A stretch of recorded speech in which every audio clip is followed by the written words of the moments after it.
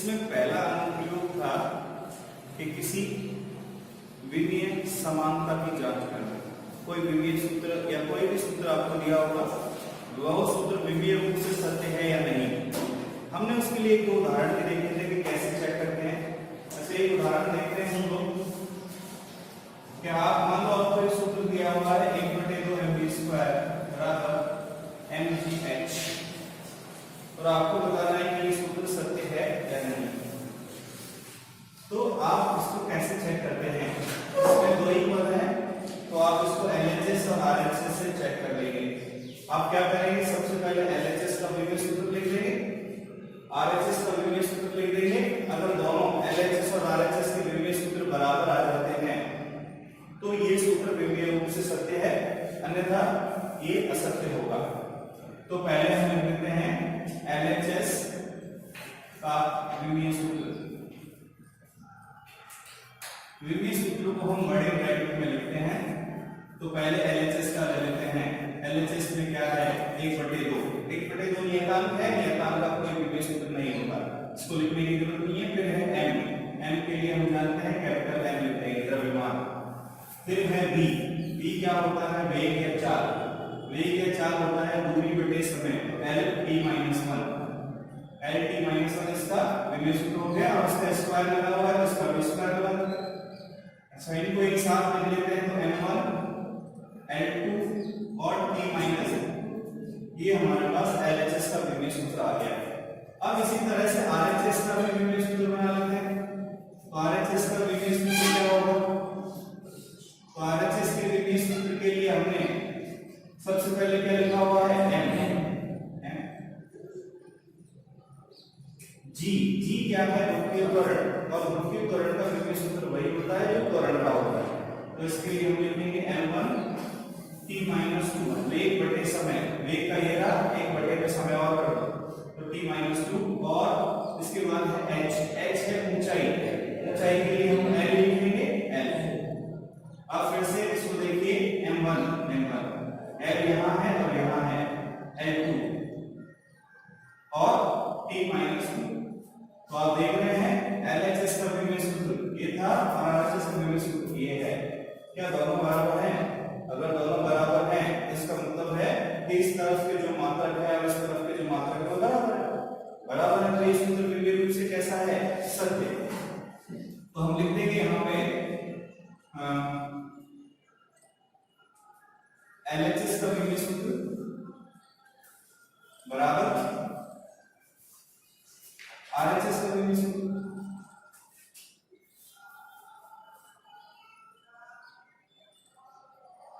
विमीय सूत्र अतः यह समीकरण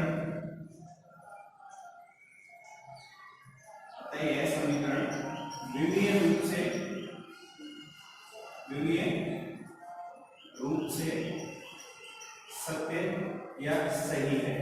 विमीय रूप से सही है। तो हमें चेक करके बताना है कि ये जो आपको फॉर्मूला दिया हुआ है, ये जो समीकरण दिया हुआ है, ये विमीय रूप से सत्य है या नहीं। क्वेश्चन कैसा आएगा, ये आपको एक समीकरण दिया हुआ है, चेक करके बताइए कि ये समीकरण विमीय रूप से सत्य है या नहीं। तो हम पहले भी बात कर चुके हैं कि विमीय रूप से सत्य होना और सिर्फ सत्य होना, इनमें क्या फर्क है। तो अगर हम यहाँ पे 5/2 लिख देते हैं, इसके लिए क्या लिख देते हैं, 5/2 mv² बराबर mgh, और फिर इसको LHS RHS करते सेम ही आता, क्योंकि ना तो हमने 1/2 की भी बात नहीं है ना 5/2। अब ये सूत्र तो वास्तविकता में सही है, क्योंकि ये गतिज ऊर्जा होती है और ये स्थितिज ऊर्जा होती है। हम जानते हैं कि ये सूत्र सही, लेकिन ये गतिज ऊर्जा नहीं होती, तो ये वाला सूत्र गलत है। लेकिन विमीय रूप से सत्य है। विमीय रूप क्या बताता है, इधर वाले जो मात्रक हैं और इधर वाले जो मात्रक हैं वो बराबर हैं। उसमें आंतरिक मान का पता नहीं लगता, विमाओं से किसका पता नहीं लगता, इसमें पता लगता है M, द्रव्यमान का, लंबाई का, समय का, आंतरिक मान का नहीं पता। तो आप समझ रहे हैं, विमीय रूप से सही होना और सही होना दो अलग अलग चीजें हैं। तो ये वाला सूत्र कैसा है, विमीय रूप से भी सही है और वास्तविकता में सही है। ये विमीय रूप से तो सही है, लेकिन वास्तविकता में ये सूत्र सही नहीं है। तो हम क्या लिखेंगे, हमेशा विमीय रूप से सही है, क्योंकि हमने चेक किया है मात्रकों को, तो वो इससे हमें ये पता है। अब हम अगला अनुप्रयोग इसका पढ़ने जा रहे हैं। अगला इसका अनुप्रयोग है कि अगर आपको ये दिया हो कि कोई भौतिक राशि इन राशियों पर निर्भर करती है और उस भौतिक राशि का सूत्र बनाइए, तो हम कैसे बनाएंगे? क्या है टॉपिक नंबर 2, अनुप्रयोग नंबर 2, विभिन्न भौतिक राशियों के मध्य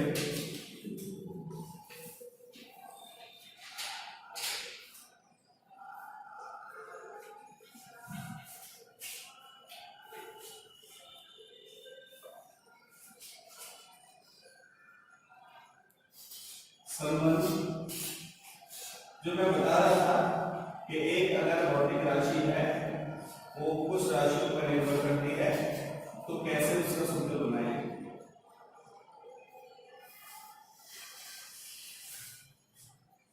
ठीक है, तो यहाँ पे कुछ उदाहरण हम लोग लेते हैं और अनुप्रयोगों को उदाहरण से समझते हैं, इसमें थ्योरी का कोई काम नहीं। ये क्वेश्चन आपको कैसे दिए जाते हैं? ये क्वेश्चन ऐसे दिए जाते हैं कि कोई एक भौतिक राशि है और कोई इन राशियों पर निर्भर करती है, जैसे गतिज ऊर्जा द्रव्यमान पे और वेग पे निर्भर करती है। अब हमें नहीं पता कि उस जो भौतिक राशि है उसका सूत्र क्या है, तो हमें इन सब राशियों में एक संबंध बताना है, सूत्र बनाना है नया। तो क्वेश्चन कैसे होगा, एक और अच्छे से क्वेश्चन ले लेते हैं। तो इसमें लिख लेते हैं किसी पिंड बोलते हैं वस्तु को, किसी पिंड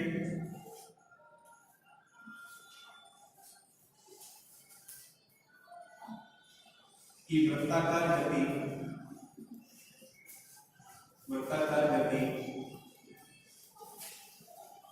में अभिकेंद्रीय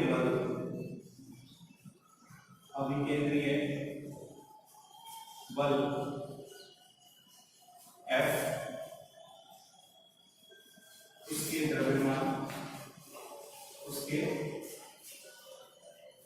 द्रव्यमान M,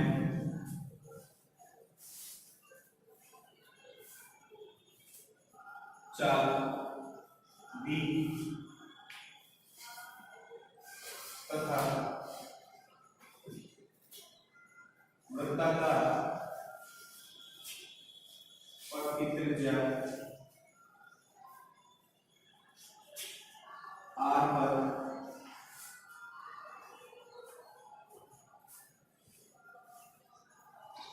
निर्भर करता है, तो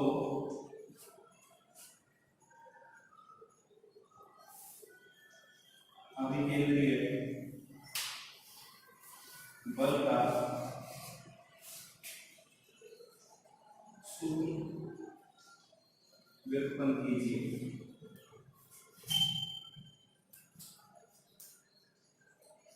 ऐसा क्वेश्चन आपको दिया जाए, सबसे पहले क्वेश्चन को पढ़ना है, हमें बल का सूत्र पूछा गया है और ये बताया गया है कि बल 3 चीजों पर निर्भर करता है।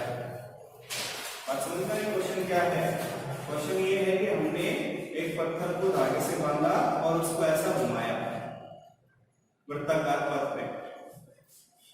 वृत्ताकार पथ में घुमाते हैं तो उसमें केंद्र की तरफ एक बल लगता है जिसको बोलते हैं अभिकेंद्रीय बल। जब हम उसको पत्थर को ऐसा घुमाएंगे ऐसे, और यहाँ से हमने धागे से पत्थर को बांधा हुआ है और ऐसे ऐसे घूमता है, तो केंद्र की तरफ एक बल लगता है जिसको बोलते हैं अभिकेंद्रीय बल। ये अभिकेंद्रीय बल किस पे निर्भर करता है? उस पिंड के द्रव्यमान पे, उसके वेग पे और पथ की त्रिज्या पर, 3 चीजों पे निर्भर करता है। तो ये अभिकेंद्रीय बल का सूत्र क्या होगा ये हमें बताना है। स्टेप देख लीजिए, सबसे पहले क्या करना है। देखिए सबसे पहले आपको क्या बोला गया है कि बल किन पे निर्भर करता है, तो जिन जिन पे निर्भर करता है उनको समानुपाती करके लिख लो। किस पे निर्भर करता है? द्रव्यमान m पे चाल बी पे और त्रिज्या आर, ऐसा लिखिए।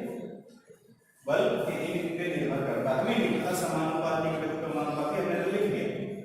अच्छा, फिर समानुपाती का चिन्ह हटाएंगे, एक नियतांक लगा देंगे a। क्या है? समानुपाती नियतांक। m की घात लिखेंगे a, जो राशियां हैं उनकी घात a b c लिख देंगे। चाल इसकी घात लिख देंगे b और त्रिज्या इसकी घात लिख देंगे c। ये हमने समीकरण 1 बोल दिया, समीकरण 1। ये इस तरह समझ में आ गया।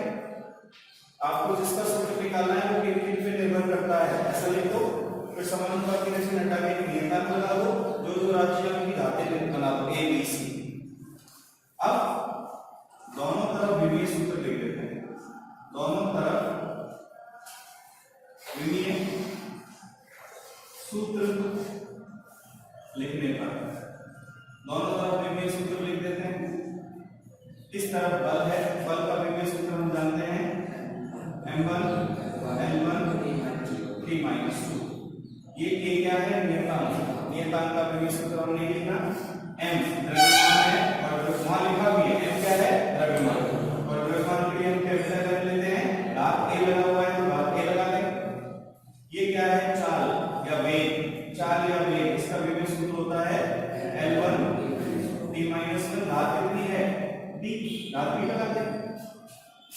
अच्छा, उसके बाद r त्रिज्या है, त्रिज्या लंबाई होती है l1 की घात c।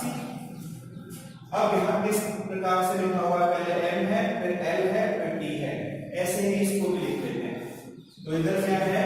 m1 l1 t - 2। इस तरफ भी एक ही ब्रैकेट में लिख देते हैं। पहले m को देखिए, m यहाँ है, यहाँ नहीं है, यहाँ भी नहीं।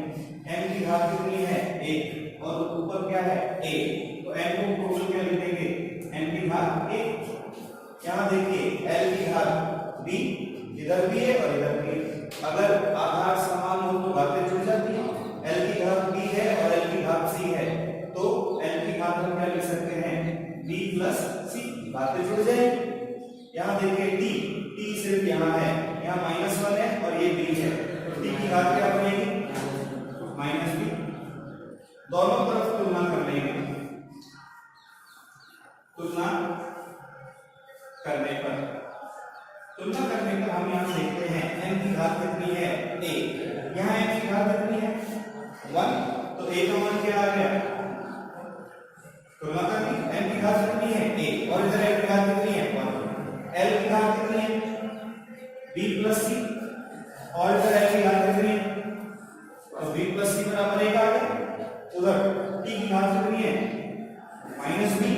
इधर t की घात कितनी है? -2। माइनस से माइनस करके तो b का मान कितना आ गया? b का मान 2 आ गया, a का मान 1 आ गया, बच गया c। यहाँ b का मान रखो, b का मान रखेंगे 2, तो उधर जाएगा। तो ये इसको लिख देंगे 2 + c बराबर 1, और यहाँ से c का मान कितना आ जाएगा? ये 2 उधर जाएगा तो माइनस का 2 हो जाएगा, 1 - 2 माइनस का 1। a b c के मान आ गए। ये a b c के मान समीकरण 1 में रख दो। जो समीकरण 1 माना था हमने स्टार्टिंग में, a b c की माने थे, वो मान हमने निकाल लिए हैं। तो a b तथा c के मान समीकरण 1 में रखने पर, समीकरण 1 में रखने रखिए तो f बराबर k m l की घात a का मान कितना है? 1।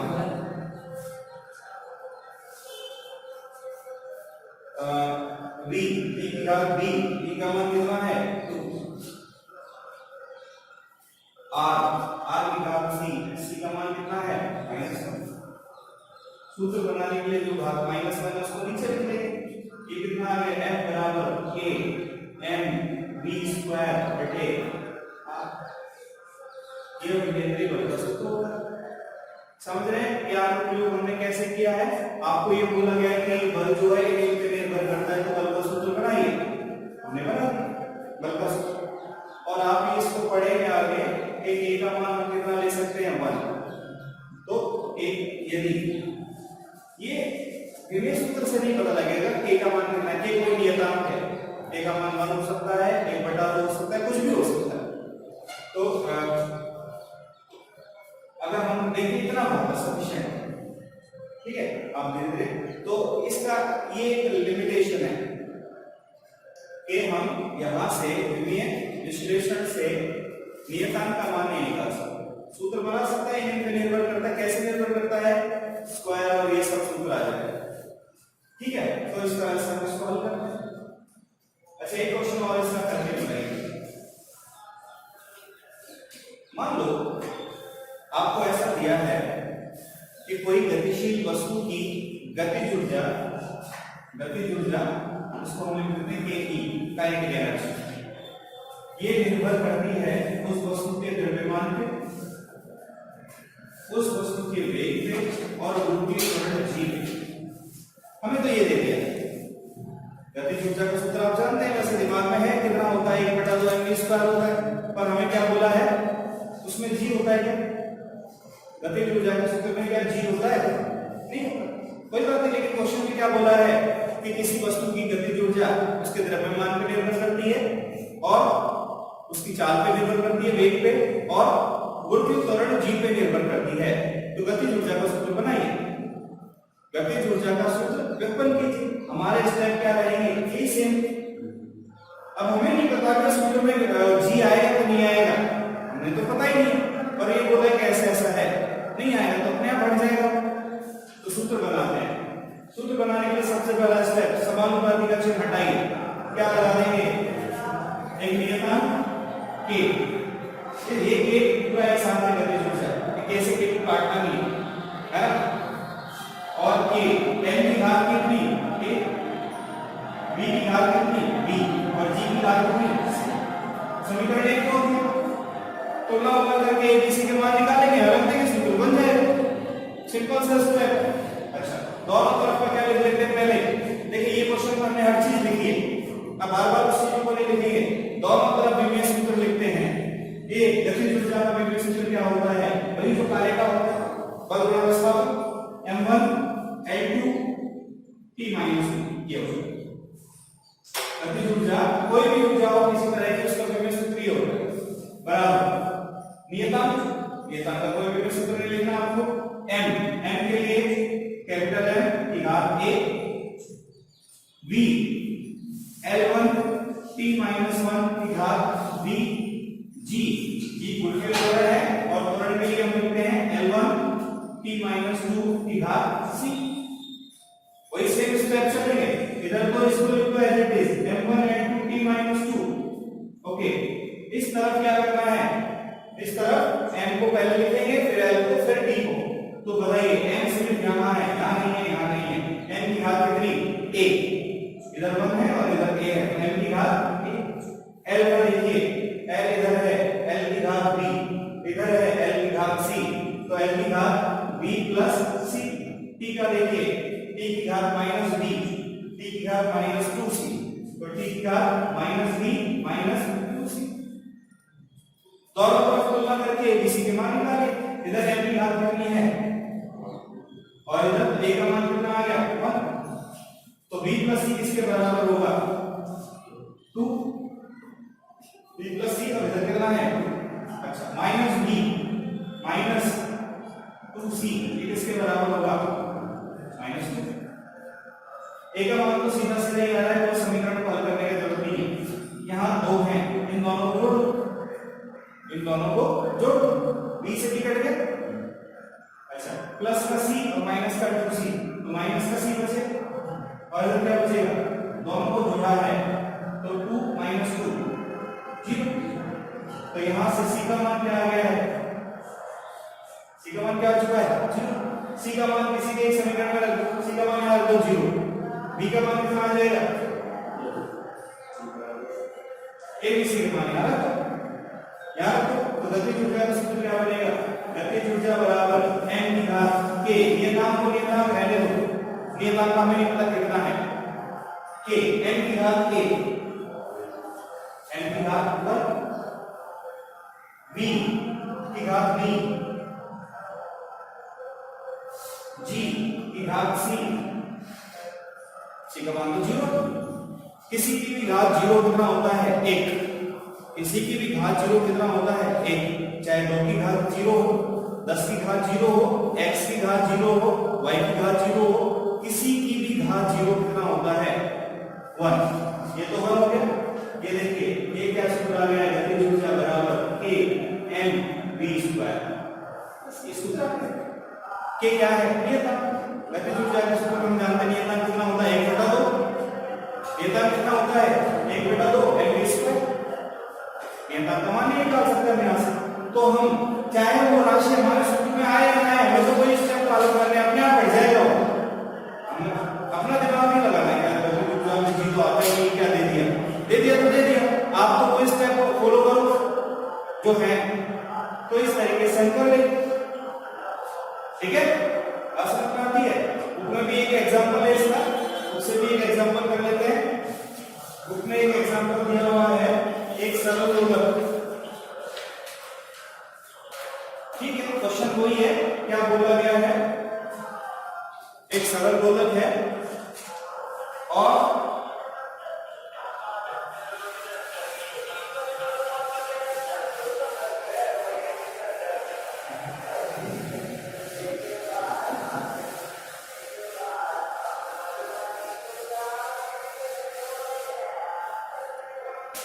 एक सरल दोलक है और उसका आवर्तकाल, ये कौन सा नंबर का उदाहरण है, उदाहरण नंबर 17। आपकी बुक का उदाहरण नंबर 17 है। क्वेश्चन को हम पढ़ लेंगे और क्वेश्चन को पढ़ने के बाद ये पता लगाएंगे जो एक दोलन है उसका आवर्तकाल किन चीजों पर निर्भर करता है, द्रव्यमान m पर और लंबाई पे। इस दोलन का इसकी लंबाई l, द्रव्यमान m और गुरुत्वाकर्षण g पर निर्भर करता है। तीन चीजों पे, किस पे, लंबाई l, द्रव्यमान m और गुरुत्वाकर्षण g। तो दोलन काल का सूत्र बनाना है। बात समझ में आती है क्या है क्वेश्चन। ठीक है, अब हमने बोला कि m को पहले लिख देंगे तो कोई दिक्कत होगी क्या, कोई प्रॉब्लम नहीं। आप चाहे पहले g लिख दीजिए फिर m लिख दीजिए, l को लास्ट में लिख दो, कोई प्रॉब्लम नहीं है। समझ में आ रहा है, एबीसी का वैल्यू उसी हिसाब से आएगा, सूत्र आपका वैसा ही बनेगा जैसे ओरिजिनल है। तो ऐसा नहीं कि पहले क्वेश्चन में l बोला है तो l लिखे, पहले m भी लिख सकते थे, फिर l लिख सकते थे, फिर g लिख सकते थे, या g को सबसे पहले लिख देते थे, कोई प्रॉब्लम नहीं है। क्वेश्चन में आंसर में कुछ फर्क नहीं आएगा, वही तरीका से। ठीक है, इस तरीके से आप इस क्वेश्चन को करेंगे। ठीक है ना, इसको हल करके और चलिए कर लेते हैं इसको। सबसे पहला स्टेप क्या है, समानुपाती का चिन्ह हटाइए और क्या लगा दीजिए, एक नियतांक और l की घात कितना ले लेंगे a, m की घात कितना ले लेंगे b और g की घात कितना ले लेंगे c। तो स्टेप हमारा a b c, समीकरण नंबर 1 a b c के मान निकालेंगे, रख देंगे, सूत्र बन जाएगा। अच्छा, अब दोनों तरफ का विभिन्न सूत्र लिखते हैं।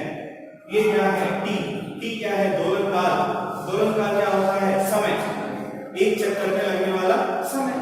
तो समय का विभेद सूत्र क्या होता है m0 l0 t1, ये होता है। इधर के नियतांक में इसका विभेद सूत्र लिखने की आवश्यकता नहीं। l लंबाई है, जिस धागे से हमने सरल दोलक को बांधा है इसकी लंबाई है l1 की घात a, m द्रव्यमान है m की घात b, g गुरुत्वाकर्षण है L1 T-2 की घात c।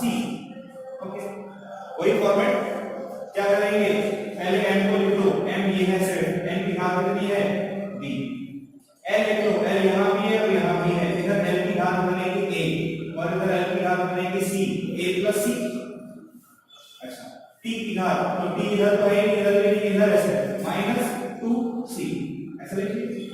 दोनों तरफ तुलना कर लीजिए, n की घात कितनी है b, इधर l की घात कितनी है 0, तो b बराबर क्या आ गया 0।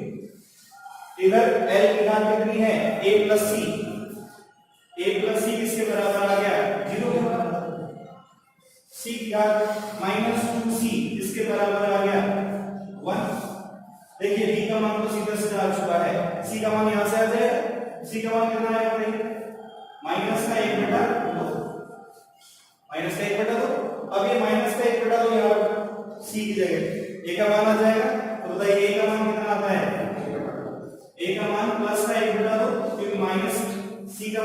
-1/2 ये उस तरफ जाएगा तो प्लस का बन जाएगा। तीनों मान आ गए, रख दो भैया, रख देते हैं। तो t यहां रखना है, t बराबर k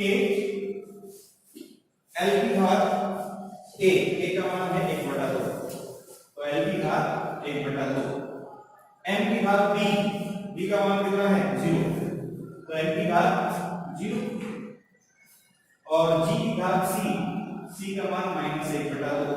ठीक है, मान रख दी, माइनस की घात तो नीचे ले आए, m की घात 0 1 हो गया, किसी की भी घात 0 1 होता है, तो बचा क्या l और g। तो t बराबर k l की घात 1/2 और ये g की घात नीचे आके प्लस की 1/2 हो जाएगी, ऊपर माइनस की है, नीचे आके प्लस की 1/2 होगी। घात 1/2 का क्या मतलब होता है अंडर रूट, इसका मतलब हम ये लिख सकते हैं अंडर रूट x को क्या लिख सकते हैं x की घात 1/2, एक ही बात, घात 1/2 का मतलब होता है अंडर रूट, तो इसका मतलब l की घात 1/2 और g की घात 1/2, तो हम इसको क्या लिख सकते हैं t बराबर k अंडर रूट l बटे g। हम पहले भी सूत्र को काम में ले चुके हैं, वास्तविकता में सूत्र क्या होता है t बराबर 2 पाई अंडर रूट l बटे g। 2 पाई क्या है, एक नियतांक है, हम k को इससे किसको दर्शाए, k से दर्शा दिया इसको, और विमीय वाले में हम नियतांक का मान नहीं निकाल सकते। तो अगर आपको पहले से पता है तो आप लिख सकते हैं, नहीं पता तो यही छोड़ देंगे क्वेश्चन को, यह हो। तो इस तरह से हम कोई भी भौतिक राशि जो इन राशियों पर निर्भर करती है उसका विमीय सूत्र बना सकते हैं। अब कोई भी सूत्र आपके दिमाग में आए तो आप उसको बना सकते हैं। ठीक है, ये विमीय विश्लेषण है और विमीय सूत्र के अनुप्रयोग हैं। इसका एक अनुप्रयोग और हम लोग पढ़ेंगे, हालांकि आपके बुक में नहीं है, लेकिन फिर भी हम उसको पढ़ेंगे और उससे हम ये देखेंगे कि किस तरह से एक मात्रक पद्धति से दूसरी मात्रक पद्धति में हम लोग मान को बदलते हैं। ठीक है, तो उसको हम अगली क्लास में देखेंगे। So thank you very much.